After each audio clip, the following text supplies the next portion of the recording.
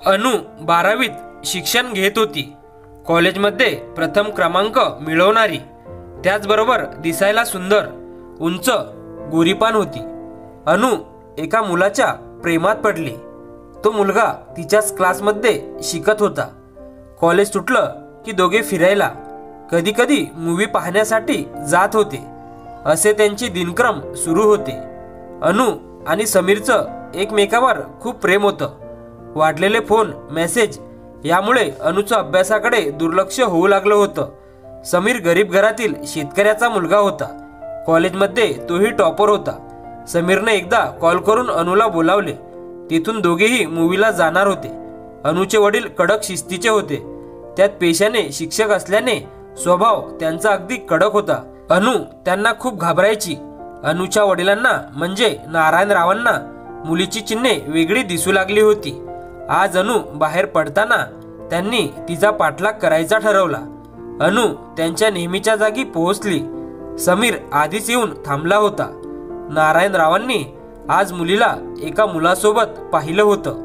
त्यांचा अंदाज खरा ठरला होता. आता पुढे दोघे कुठे जात आहेत हेही त्यांना पाहायचं असल्याने त्यांनी दोघांचा पाठलाग केला. अनु समीरच्या गाडीवर बसली. गाडीच्या मागे अनुचे वडील आहेत याकडे दोघांचे लक्ष नव्हते. दोघेही प्रेमाच्या धुंदीत होते. अनु समीरला बिलगून बसली होती. इकडं नारायणरावांचा चेहरा रागानं लालबुंद झाला होता. समीरची गाडी एका थिएटरच्या समोर येऊन थांबली. नारायणराव रागातच दोघांच्या समोर उभे होते. अनु तर घाबरून गेली होती. समीरची तीच अवस्था होती. नारायणरावांनी अनुच्या गालावर जोरात एक लावून दिली. अनुला तर रडूच कोसळलं. समीरकडे बघत नारायणराव कडाडलेच. हे उद्योग करता का कॉलेजला येऊन? तुझ्या वडिलांना फोन कर आधी, मी बोलतो त्यांच्याशी. समीर माझं प्रेम आहे अनुवर. अजून जोरात त्याच्याही गालात पडते. प्रेम करता? इथं कमवायची अक्कल आहे का? लायकी आहे का माझ्या मुलीवर प्रेम करण्याची? स्वतःची लायकी बघ आधी. घरी 2 वेळचं जेवण नाही, हीच आहे ना तुझी परिस्थिती? समजतोय का स्वतःला? तुझी सगळी हिस्ट्री माहीत आहे मला. पुन्हा जर दिसलास ना माझ्या मुलीच्या आसपास तर बघच. समीर खूप रडला. त्यांनी काढलेली लायकी पाहून त्यालाही प्रचंड राग आला होता. तो तेथून निघून गेला, ते पुन्हा न मागे बघण्यासाठी. अनुच्या वडिलांनी तिला खेचतच चालवले. तिचा हात लालबुंद झाला होता. अनु, बाबा सोडा, खूप हात दुखतोय, चुकलं माझं, असं ओरडत होती.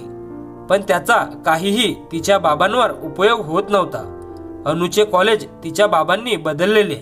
अनुचे लक्ष अभ्यासात नव्हतेच. तिचा फोन काढून टाकण्यात आला. अनुसाठी समीरला विसरणं अशक्य होतं. त्याच्या आठवणीने रडून तिने डोळे सुजून घेतले होते. 12वीच्या बोर्डाच्या परीक्षेत ती अनुत्तीर्ण झाली.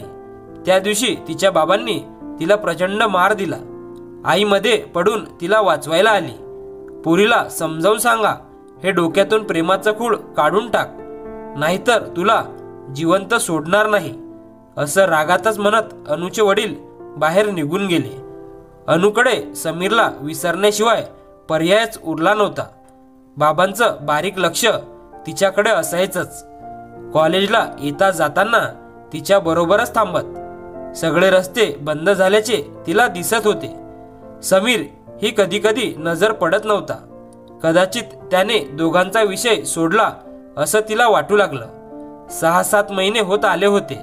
दोघांचाही एकमेकांशी कॉन्टॅक्ट नव्हता. गॅलरीत चहा घेत ती समीरचाच विचार करत बसली होती. अति नकारात्मक विचारांनी, शारीरिक व्याधींनी ती घिरली गेली होती. अचानक तिचं लक्ष तिने आणलेल्या गेल्या वर्षी झाडांच्या कुंड्यांकडे गेलं. छोटीशी आणलेली रोपे फुलांनी भरून गेलेली तिच्या लक्षातही आलं नव्हतं. त्या जणू सांगत होत्या, अनु, यातून बाहेर पड आणि पुन्हा नव्याने सुरुवात कर. पण ती कशी विसरणार होती? तिने टाइमपास म्हणून प्रेम केलं नव्हतं. या प्रेमाचा तिला शेवट नसल्याचं लक्षात आलं. त्यात वडिलांनी यावर्षी पास नाही झालीस तर लग्न लावून देईन तुझं, असं धमकावून सांगितलं होतं. तिने लक्ष अभ्यासाकडे देण्याचं ठरवलं. आयुष्य पुन्हा नाही येत असं रडत नाही घालवायचं. या फुलाप्रमाणे बहरून टाकायचं ठरवलं. काहीतरी निश्चय करतच ती फुलांकडे पाहत उठली. गॅलरीतून उठून ती तिच्या रूममध्ये आली. चांगले मार्क्स मिळवून तिने 12वी बोर्डामध्ये येण्याचे ठरवले. रोज अभ्यास करण्यासाठी ती गॅलरीत बसत होती. लावलेल्या कुंड्यांकडे पाहत अभ्यास करायला तिला खूप प्रसन्न वाटत होतं. कुंड्यांकडे पाहताना तिला सकारात्मक एनर्जी येते. तिने 92% गुण मिळवायचा ध्यास घेतला. तिने तिच्या बेडरूममध्ये गॅलरीत सगळीकडे 92%च्या चिठोऱ्या चिटकवल्या होत्या. जाता येता उठता बसता ती त्या चिठ्ठ्यांना निहाळत 92% घोकत असे. अभ्यासातही तिने कमी केली नव्हती. रोज सकाळी 4 वाजता तिचा अभ्यास सुरू होता. काही महिन्यातच परीक्षा आली. सगळे पेपर छान लिहिले. आता निकालाची वाट पाहत होती. तिने घेतलेला ध्यास 92% मिळवणारच ते न चुकता म्हणत असे. निकालाचा दिवस उगवला. यावेळीही बाबाच तिच्या बरोबर होते. घरातील देवाच्या आईबाबांचे आशीर्वाद घेऊन ती कॉलेजला गेली. तिच्या बाबांनीच तिचा निकाल पाहिला तर 92%च तिच्या निकालावर होते. बाबांनी तिला जास्त काही आनंद दाखवला नाही. तिचा हा आनंद गगनात मावेनासा झाला. ती खूप खुश होती. तिच्या लक्षात आले होते सकारात्मक विचार आयुष्यात खूप मोठे बदल घडवून आणू शकतो. समीरची तिला आजही या दिवशी खूप आठवण येत होती. तोच जीवनसाथी म्हणून आयुष्यात येणार असेही तिने मनोमन ठरवले होते. सायन्समधून ग्रॅज्युएशन पूर्ण करून पुढे तिने BHMS ला ॲडमिशन घेतलं. तशी तिच्या बाबांची इच्छा होती. रोज तिचं कॉलेज प्रॅक्टिकल सुरू झाले. तिला समीरचीही आठवण येत होती. त्याच्या आठवणीने तिचा जीव व्याकुळ होत होता. एक ना एक दिवस तो आयुष्यात नक्की येईल अशी मनाची समजूत काढत होती. बघता बघता तिचं शिक्षण पूर्ण झालं. तिच्या बाबांनी तिला स्वतःचं क्लिनिक टाकून दिलं. आता तिच्या बाबांनी लग्नासाठी स्थळ बघायला सुरुवात केली होती. एक नात्यातलं स्थळ तिच्या बाबांना सुयोग्य वाटलं. अमर नावाच्या मुलाशी त्यांनी अनुचं लग्न लावून दिलं. अनुचा संसार सुरू झाला. पण तिचं मन मात्र अजून समीरमध्येच गुंतलं होतं. अमर आणि अनु शहरात फ्लॅटमध्ये राहत होते. अमर खूप चिडचिड्या स्वभावाचा होता.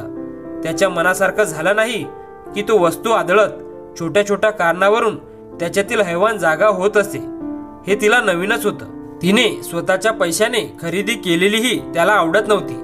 तिने नेहमी साडीमध्ये राहायला हवं. कपाळावर भली मोठी टिकली लावली पाहिजे. दोन्ही वेळी गरम गरम जेवण करायचं. रोजच्या जेवणात 2 भाज्या, काकडी, टोमॅटो, चटण्या, लोणचं असायला हवंच. एखाद्या वेळी नसेल तर त्याची पुन्हा चिडचिड सुरू व्हायची. घरात कामवाली नको, तिने सगळं करून जायचं. त्याला कमवती बायकोही पाहिजे होती आणि घरातही राबणारी अशा हेकेखोर सनकीवृत्तीचा तो होता. क्लिनिक सांभाळून घर पाहणे तिच्यासाठी खूप कठीण होऊन बसलं होतं. तिचं आयुष्य यंत्रवत झालं होतं. कुठे फसले असं तिला वाटत होतं. समीरची आठवण येत होती. कुठे असेल तो असा प्रश्न तिला पडत होता. एक दिवस ती संध्याकाळी क्लिनिकमधून घरी आली. कपाळावरील टिकली तिची पडली होती. अमरने रागानेच तिच्याकडे कटाक्ष टाकला. तिला टिकली लावायला सांगितली. ती कामामध्ये विसरून गेली. जेवायला घेताना तिच्या कपाळावर त्याला टिकली दिसली नाही म्हणून त्याने जोरात गालात लावून दिली. त्याच्या राक्षसी वृत्तीचा तिला पहिल्यांदाच अनुभव आला. त्या दिवशी ती उपाशी राहिली पण त्याला तिचं काही पडलंच नव्हतं. त्या दिवशी ती रडूनच झोपी गेली. ती शिकलेली स्त्री म्हणून अनु त्याचं सगळं वागणं सहन करत होती. घरी सांगावं तर बाबांचा विश्वास नव्हता. आईचं बाबाच्या पुढे काही चालत नव्हतं. तिच्या बाबांचा अमरवर खूपच विश्वास होता.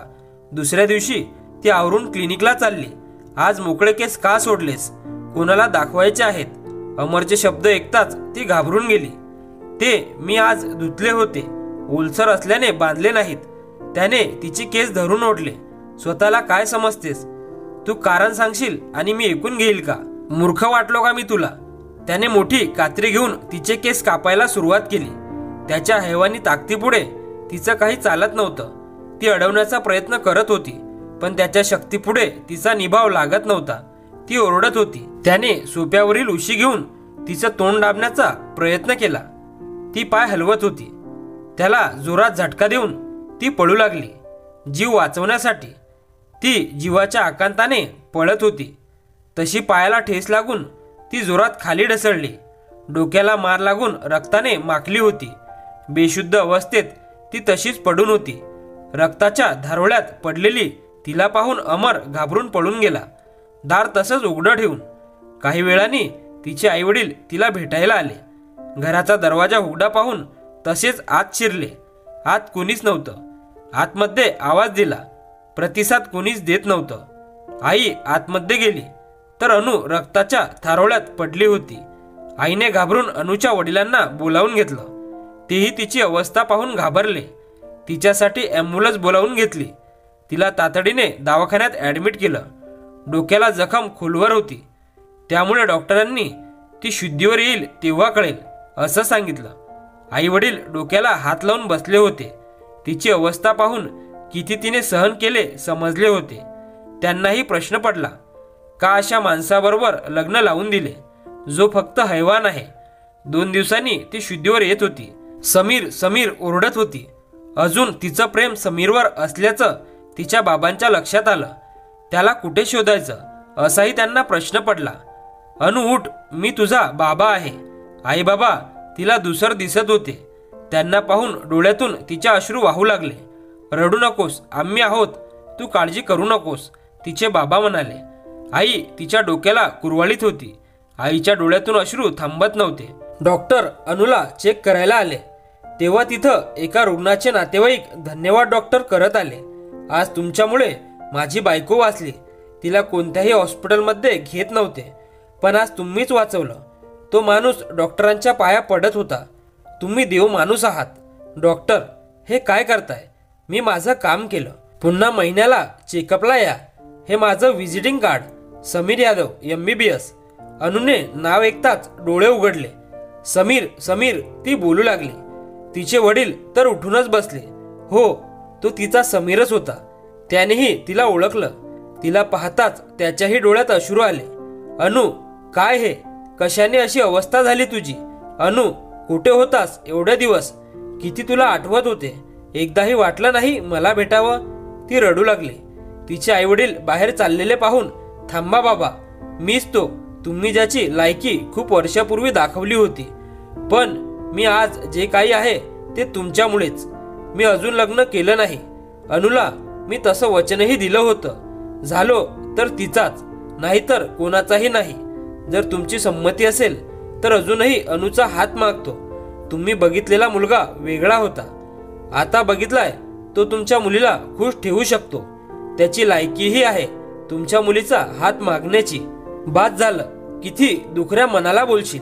नाही बाबा, तुम्ही त्या दिवशी आला नसता तर कदाचित आज एवढा यशस्वी नसतो. तुमच्यामुळेच मी पेटून उठलो. आज तरी आमचं प्रेम डावलू नका. मी त्यावेळीही अनुशी मनापासून प्रेम केलं होतं आणि आजही मनापासून हात मागतोय. प्रेम तेच आहे. व्यक्ती बदललाय बाबा. अनुच्या डोळ्यातून अश्रू वाहत होते. शेवटी तिचा पुन्हा एकदा समीरला मिळवण्याचा ध्यास यशस्वी झाला होता. तिचा समीर एवढा मोठा झाला याचा तिला खूप अभिमान वाटत होता. तिच्या वडिलांना यावेळेस वाटत होतं, या मुलावर त्यावेळी विश्वास ठेवला असता तर आज अनुला एवढा त्रास सहन करण्याची गरज पडली नसती. हळूहळू अनुच्या प्रकृतीत सुधारणा होऊ लागली होती. समीर तिची खूप काळजी घेत होता. अनुने बाबांना समीरला अमरविषयी सगळं सांगितलं. दोघांनी मिळून त्याला पोलीस चौकी दाखवली. अनु आता खूप खुश झाली होती. तिचं पहिले प्रेम, ज्याच्यावर मनापासून प्रेम केलं, ते तिला पुन्हा मिळालं होतं. जीवनात चढउतार येतच असतात, पण त्यातून धैर्य आणि संयमाने पुढे जायचं असतं. त्यावेळी त्या परिस्थितीशी झुंजण्याकरिता जी हवी असते ती सकारात्मकता. त्यामुळे नक्कीच योग्य वाट सापडते. मित्र आणि मैत्रिणींनो, कथा आवडल्यास व्हिडिओला लाईक करा, शेअर करा आणि व्हिडिओ कसा वाटला कमेंट्स करून नक्की कळवा. आणि आपल्या मॉरल स्टोरीज चॅनलला नक्की सबस्क्राईब करा. धन्यवाद.